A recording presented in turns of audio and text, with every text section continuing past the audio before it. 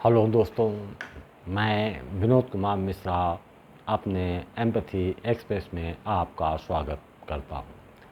सबसे पहले तो छोटी दीपावली और दीपावली की कोटि साहब बधाइयाँ। आज चर्चा करते हैं कि जो लड़के लड़की अपने मनपसंद का जीवन साथी का चयन करते हैं, उसके बाद उनके मध्य तनाव क्यों आता है। शीर्षक का नाम है ढहते कगार। एक राज की बात बताता हूँ। समकालीन समाज में लोग आशियाना कहाँ बनाते हैं? जहाँ कछार है, रतीली मिट्टी है, नीचे से प्रवाहित जल कभी भी उस कगार को ढहा देती है। जब कछार ढहने लगता है तो अपनी पूरी ताकत और जतन के साथ उसको ढहने से रोकने के प्रयास भी होते हैं। वो प्रयास व्यर्थ है। कारण है, कगार को ढहने से बचाने के पहले कछार में बांध ही नहीं बनाया गया। अब बांध नहीं है, ऐसे में नदी के वेग को रोकना संभव नहीं है। हालांकि कछार से बहती नदी में जब स्वयं उसमें कूदकर उस पर तैरते हैं, उस समय आप हर्ष और उन्माद से भर जाते हैं। नदी की तरंगों से आपका साक्षात्कार होता है। उसे नृत्य, उसके संगीत को आत्मसात कर लेते हैं। अब यदि आपने उससे आत्मसात कर लिया तो उस नदी को ही आप प्रकृति की सर्वोत्तम रूप में देखते हैं। उस कालखंड में यदि कोई कहे कि देखो, नदी का ऐसा भी रूप है कि जहाँ जहाँ से गुजरती है, लोगों ने इसके सौंदर्य को देखकर, इससे मोहित होकर उसके कछार में अपना आशियाना बनाया था, इससे अपना नाता जोड़ना चाहते थे। लेकिन लगता है कि ये नदी केवल एक प्रवाह है, इसके अंदर तो भावनात्मक कोई गहराई ही नहीं है। यही कारण है कि बिना कारण अपने आसपास के कगारों को ढहाती जाती है। लेकिन इन तर्कों को आप सिरे से खारिज कर देते हैं।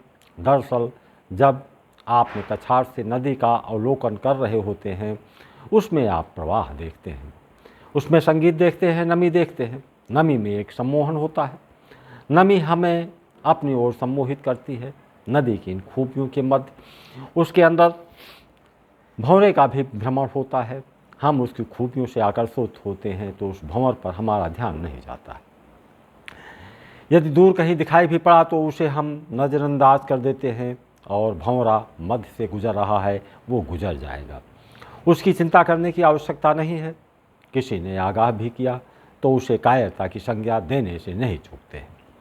यदि किसी ने आपसे अनुभव भी साझा किया कि उसके सम्मुख एक व्यक्ति भंवर में फंसकर स्वयं नष्ट हो गया, इसे आप संयोग का नाम देते हुए नकार देते हैं। कहने का तात्पर्य है कि उस सम्मोहन के कालखंड में नदी के साथ चलने वाले भंवरे के अस्तित्व को ही नकार दिया जाता है। वास्तव में आपका आशियाना बहुत सुरक्षित स्थान पर था। कछार तो था ही नहीं। कछार नहीं, नदी नहीं, फिर भंवरे भी नहीं। बुनियाद मजबूत, इतनी मजबूत कि इसे ढाने की कोई सोच भी नहीं सकता था। कारण कि आपके अंदर के आवास में ऐसे लोगों को रहने की अनुमति देते चले आए हैं जिनके सानिध्य में आपने अपने को सुरक्षित महसूस किया। आपके भीतर पिता, भाई, मित्र के रूप में न जाने कितने लोग बसते थे। आश्चर्य तो ये है कि वो सब के सब आपका भला चाहने वाले लोग थे। कभी उसमें प्रतिस्पर्धा आई, उसे आप सहजता से पृथक कर देते हैं। पृथक होते समय भी कोई जोखिम नहीं, बल्कि उनके प्रेम एक सुखद शुभेच्छु बने रहते हैं। इसके पहले मैंने नदी की बात कर रहा था, लेकिन आपके आवास में तो आपकी ऐसी माता होती है जिनकी ममता की गहराई किसी सागर की गहराई से भी अधिक गहरी होती। वहीं पर आपको सर्वोच्च शिखर तक की यात्रा कराने के लिए पिता के रूप में अनंत आकाश भी बैठा रहता है। आपकी सुरक्षा के लिए देवों के सेनापति के रूप में कार्तिकेय भाई के रूप में रहता है। आपने लक्ष्य साधा, जीवन में आगे बढ़ने के विचार आए, ऐसे में समान लक्ष्य वाले लोग मित्र के रूप में आपके अंदर बसने लगे। स्वाभाविक है कि ऐसे अभेद्य आवास में यदि कोई छत छेद कर आना चाहेगा या आ गया तो उनके परिणामों का सहजता से आप अनुमान लगा सकते हैं। स्वाभाविक है कि आपके अंदर वास करने वाले संपर्क में रहते हैं। संपर्क है तो सानिध्य होगा, सानिध्य है तो स्पर्श होगा। सानिध्य, संपर्क एवं स्पर्श आपको उनके साथ जोड़ती है। ये जोड़ आपको उन सब में अपना लगता है। ऐसे में उन सभी संयुक्त सदस्यों के मध्य अभिव्यक्तियाँ भी होती रहती हैं। धीरे धीरे उन अभिव्यक्तियों में अपनी भावना सहज रूप से रख दिए जाते हैं। फलस्वरूप सभी एक दूसरे के बारे में सब कुछ सहजता से जान लेते हैं। फिर भी चाहे कोई कितना नज़दीक हो, कितना ही स्पर्श हो, या सागर की अतल गहराई तक झांकने का प्रयास कर ले, लेकिन आपके अंदर छिपे हुए एक स्वरूप को वो नहीं जान पाते। पिता भले ही आपके सामने खुले आसमान के रूप में रहता हो, मित्र चाहे जितनी बेबाकी से वार्ता कर रहे हों, वो भी नहीं जान पाते वो स्वरूप है जिसे केवल और केवल आप ही जानते हैं। वो स्वरूप है जब आप अपने में पाते हैं कि आपके अंदर एक विशिष्ट आभा है, एक विशिष्ट गुण है, एक विशिष्ट सौंदर्य है। वो विशिष्ट आभा क्या है, वो विशिष्ट गुण क्या है और वो विशिष्ट सौंदर्य क्या है, इसकी अभिव्यक्ति आप किसी से नहीं करते और कर भी नहीं सकते। कारण है वो इतनी विशिष्ट होती है कि इसकी पूर्ण अभिव्यक्ति करने की क्षमता शब्दों में नहीं होती है। वो सब आपके अंदर शब्द से परे हैं, फिर दूसरे कैसे जान पाएंगे। अब चलते हैं, मुद्दे में आते हैं। मानव को जीवन की पूर्णता प्राप्त करने के लिए उसके आंतरिक संसार में अब तक बसे बसाए लोगों के अतिरिक्त उसके युगल की आवश्यकता होती है। आवश्यकता और भी बढ़ जाती है जब वो स्वयं की उत्पत्ति के सभी रहस्यों को जानना ही नहीं बल्कि गहराई से अनुभव भी करना चाहता हो। इस पर ऐसी जिज्ञासाएं उनकी आकांक्षाओं में बदल जाती हैं। ऐसे में उनके उन अभिप्साओं की किस प्रकार की विशेषताओं वाले लड़के या लड़की पूरी कर सकते हैं, आपके आंतरिक संसार में बसाने के लिए वो स्थान रिक्त रहता है। ऐसे में अपने अनुसार जो उत्कृष्ट कोट की होते हैं उसी को बसाने की लालसा आप पाल लेते हैं। हालांकि उसकी तलाश में आपके परिवार के वो सदस्य जागरूक रहते हैं, परंतु उस स्तर तक की जागरूकता नहीं पैदा कर सकते हैं जिस स्तर में आपने अपने अंतर जगत की विशेषताओं को अपने तक सीमित कर रखा था। शायद धीरे धीरे इस तथ्य को समझा गया। अभिभावकों को लगा कि उनके लड़कों में कोई खास पसंद हो सकती है जिसको वो नहीं जानते थे। ऐसे में लड़कों को उनके पसंद नापसंद का अधिकार दिया गया और ऐसे अधिकारों को बहुतेरों ने स्वयं ले लिया। लड़के लड़कियों द्वारा अपने अंतर मन में किसे स्थान मिलना चाहिए उसका निर्णय करने का अधिकार उनका ही होना चाहिए। ऐसा लगा कि इससे समाज में बदलाव आएगा, इसके सुखद परिणाम सामने आएंगे। लेकिन उन पसंदों की प्रक्रियाओं पर चलते हैं जिसके चलते लड़के और लड़की अपने अंतर जगत में जिसे बैठाना चाहते हैं उसे पसंद करने के समय उनकी दशाएं क्या थी। क्या वो दशा और स्थिति वैसी है जिसके चलते जिसका आप चुनाव करते हैं वो आपके अनुकूल है और उस पसंद में आपको भविष्य में पछताना नहीं पड़ेगा।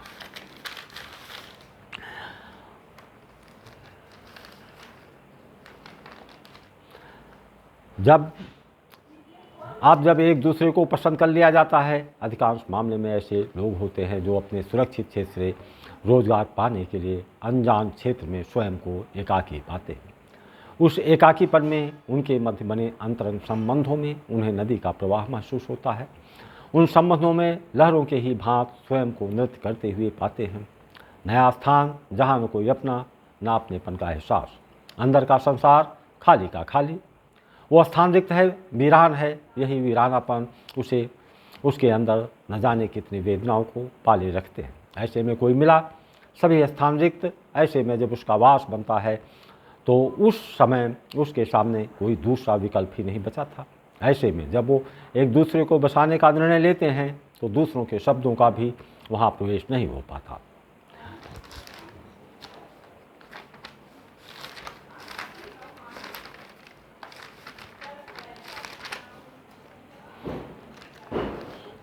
अब चलते हैं, लड़के लड़की नए स्थान में गए, वहाँ उनके अंदर आंतरिक संसार में वास करने वालों में दूरी है।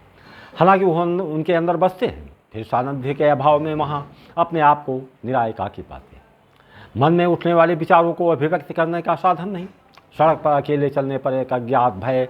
ऐसे में स्वयं को सांत्वना देने के स्थान पर किसी को अपने अंतर जगत में बसाने के लिए बाह्य जगत से ही किसी की खोज प्रारंभ हो जाती है। यहाँ पर प्रत्येक मनुष्य प्राकृतिक रूप से विपरीत जेंडर के प्रति एक आकर्षण रखता है। ऐसे में जिसके प्रति आकर्षण है उसका ही चयन किया जा सकता है। ऐसे में वास्तव में इन समस्याओं से जूझते हुए लड़के और लड़की के खोज का आधार ही सतही होता है। जब सतही खोज, जिसमें सर्वप्रथम ये स्वीकार नहीं करता कि वो जिसे खोज रहा है, जिसे वो अपने आंतरिक संसार में बसाने की इच्छा रखता है, उसके वास्तविक खोज का परिणाम है या नए परिवेश में उठी हुई विभिन्न समस्याओं से मुक्त होने का साधन खोजा जा रहा है। नए स्थान में उसके अंदर खाली हुए रिक्त स्थान की केवल पूर्ति तो नहीं हो रही है। जहाँ तक अभिभावकों द्वारा लड़का लड़की के पसंद का सवाल है, ये लोग हैं जिन्होंने लड़के और लड़की को अपने अंतर्मन में उन्हें बैठाए रहते हैं। बच्चों के अंतर्मन में भी उनका वास होता है। ऐसे में उन्हें ज्ञात होता है कि उनके लड़के और लड़की के अंदर नए व्यक्ति जिसे वो रहने का स्थान देना चाहते हैं, उसकी पात्रता कैसी होनी चाहिए, ताकि उनके लड़कों के अंतर जगत में किसी प्रकार की गंदगी ना आने पाए। नया स्थान, लेकिन भीतरी संसार रीता का रीता, भीतर किसी को खोजने की कोई संभावना ही नहीं है। अब उनका एकाकीपन ऐसे व्यक्तियों की खोज करना प्रारंभ करता है जिसके चलते वह सुरक्षा की भावना पर विजय प्राप्त कर सके, भावनात्मक रूप से रिक्त स्थान की पूर्ति कर सके। ऐसे व्यक्ति की तलाश युवक युवती कहाँ करेंगे? वो अपने जैसे को बाह्य दुनिया में वो भी संपर्क बढ़ाने, हाव भाव की क्रियाएं करते हुए अपने जैसे ही बाहर को खोजते रहेंगे। बेशक उस खोज में उसके जैसा कोई तो नहीं मिलेगा, परंतु विकल्प अनंत तो नहीं है। ऐसे में अंश मात्र ही किसी में उसके अनुसार दिखाई पड़ता है तो धीरे धीरे वो आपस में मेल जोल बढ़ाने लगते हैं। उनके स्पर्श से शनै शनै भाव पक्ष में रिक्त स्थान में बाह्य संसार का व्यक्ति आंतरिक संसार में छेद करते हुए अपना स्थान बना लेते हैं। ये सब परिस्थितियाँ जनित पसंद के आधार पर रिश्ते बनाए गए। नए स्थान पर दो असुरक्षित मन की दशा में चलने वाले जब एक दूसरे से अभिव्यक्त करते हैं और एक दूसरे से अभिव्यक्ति उनके अंदर सानिध्य को बढ़ाता है।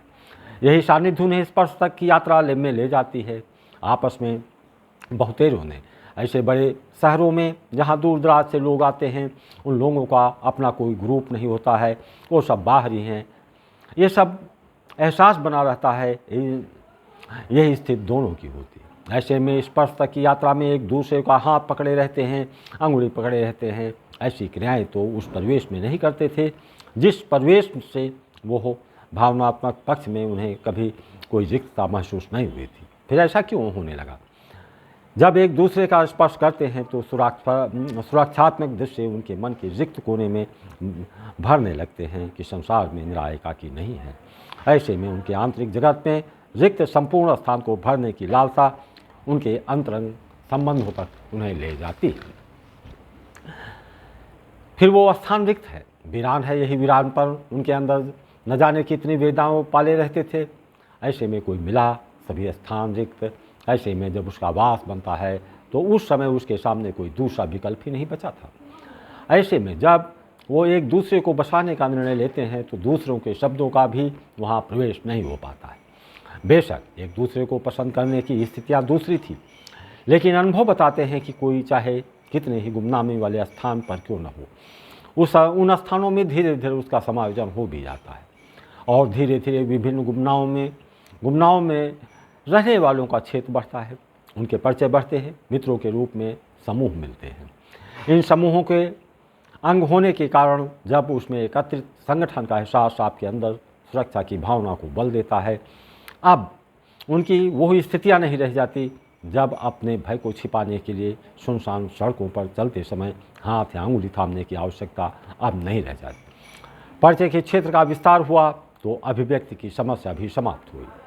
वो एक दूसरे को पसंद करते थे। उस समय की स्थितियाँ पृथक थी, अब वो स्थितियाँ ही नहीं रह गई। आपने पसंद तो कछार में महल बनाने के लिए किए थे। ऐसे में पसंद काल में यदि उन रिक्तताओं के कारण को भी आधार बनाया गया होगा तब ठीक, अन्यथा कछार में जहाँ नदी का प्रवाह है, नदी के वेग में कछार तो ढह जाएगा।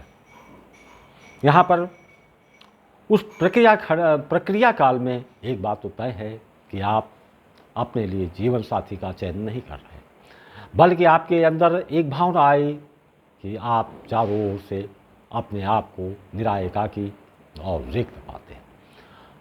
वो पसंद आपका उस रिक्तता की पूर्ण का एक प्रयास है, जिसे ढाने में देर नहीं लग सकता है। आशा है वीडियो पसंद आई हो तो लाइक, सब्सक्राइब और शेयर करना ना भूलें। जय हिंद।